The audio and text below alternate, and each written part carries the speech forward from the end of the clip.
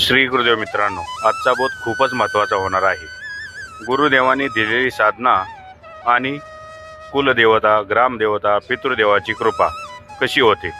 कलियुगात माणूस खूप काही करतो, देवळात जातो, उपवास करतो, नवस बोलतो, पण तरीसुद्धा जीवनात दुःख का संपत नाही, अडचणी का मागे लागत नाहीत, घरात अस्वस्थता का असते, याचे उत्तर गुरुदेव एकाच वाक्यात देतात.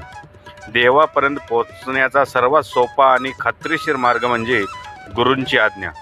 गुरुदेव म्हणतात, मी जे सांगतो ते मंत्रासाठी नाही, ते तुझ्या प्रारब्धासाठी आहे, असे म्हणतात ना. कधी कधी माणसावर कुलदेवता रागवली असते, ग्रामदेवाची कृपा थांबलेली असते आणि पितृदेवांचा आशीर्वाद दूर गेलेला असतो.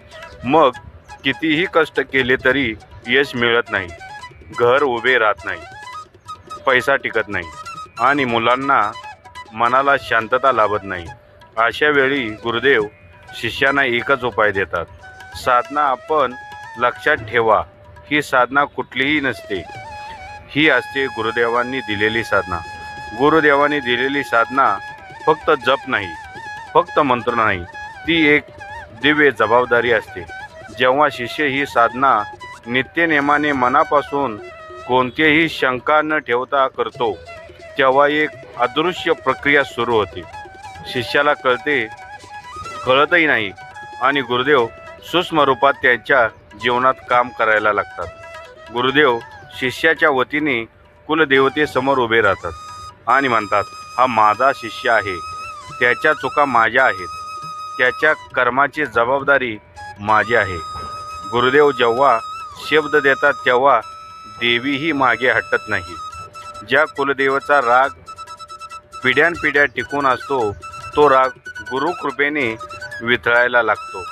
ज्या ग्रामदेवाची पूजा काळाच्या ओघात विसरली जाते, ती ग्रामदेवता पुन्हा शिष्याच्या घराकडे पाहू लागते. आणि सर्वात महत्त्वाचं म्हणजे पितृदेवता कधीही थेट शिक्षा देत नाहीत, पण कृपा थांबवतात. आणि जेव्हा पितृकृपा थांबवते तेव्हा आयुष्यात ऋतून बसते. पण गुरुदेवांनी साधना पित्रापर्यंत पोचते, कारण गुरुदेव म्हणजे देव आणि मानव यांच्यातला पूल असतो.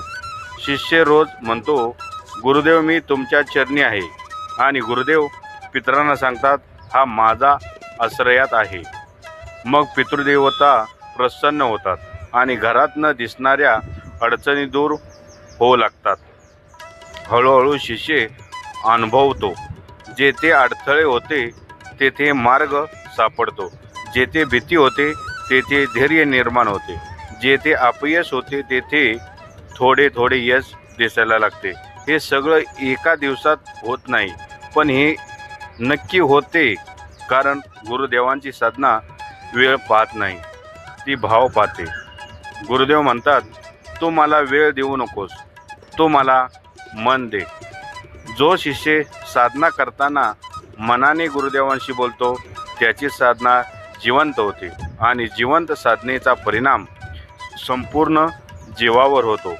घरात सुख शांती येते, नात्यामध्ये ताण कमी होतात, पैशाची चणचण हळूहळू दूर होते आणि सर्व महत्त्वाचे म्हणजे शिष्याच्या चेहऱ्यावर समाधान दिसू लागते.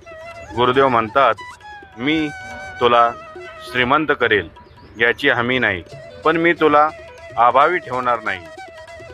कलियुगात देव दूर वाटतो, पण गुरुदेव जवळ असतो. आणि जो शिष्य गुरुदेवाच्या आज्ञेत राहतो, त्याला देव शोधायला लागत नाही, तेव्हा स्वतः शोधता येतो. म्हणूनच गुरुदेव सांगतात, साधना चुकू नकोस, कारण साधना म्हणजे तुझ्या जीवनाचे संरक्षण कवच आहे. जेथे गुरुकृपा आहे तेथे कोणतीही नकारात्मक शक्ती टिकत नाही. जेथे गुरुदेवांचा हात आहे तेथे कुलदेवता, ग्रामदेवता आणि पितृदेवता आपोआप प्रसन्न होतात.